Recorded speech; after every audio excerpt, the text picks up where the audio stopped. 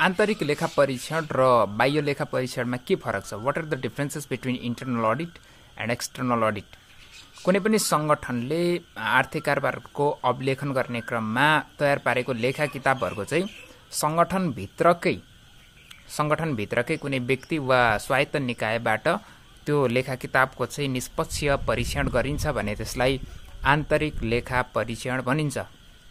आन्तरिक लेखा परीक्षणले चाहिँ आर्थिक कारोबारहरूको अभिलेखनको नियमितता हेर्ने, नियम कानुनको पालना भएको नभएको, सङ्गठनभित्रको आन्तरिक संरचनाहरूको जोखिमको अवस्था हेर्ने, त्यसको मूल्याङ्कन गर्ने, साथै आन्तरिक नियन्त्रण प्रणालीको अवस्था के कस्तो छ त्यसको चाहिँ सेन्सस विधिलाई फलो गरेर चाहिँ परीक्षण गरिन्छ। त्यही भएर यसलाई चाहिँ आन्तरिक नियन्त्रण प्रणालीको एक महत्त्वपूर्ण औजारको रूपमा समेत दृष्टिकोण गर्ने गरिन्छ।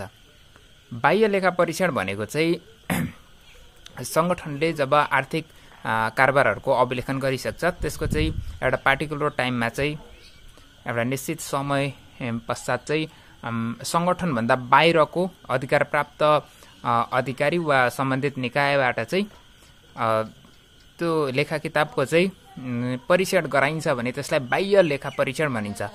सङ्गठनभन्दा बाहिरको व्यक्तिबाट यसको परीक्षण गरिन्छ भने त्यसलाई बाह्य लेखा परीक्षण भनिन्छ।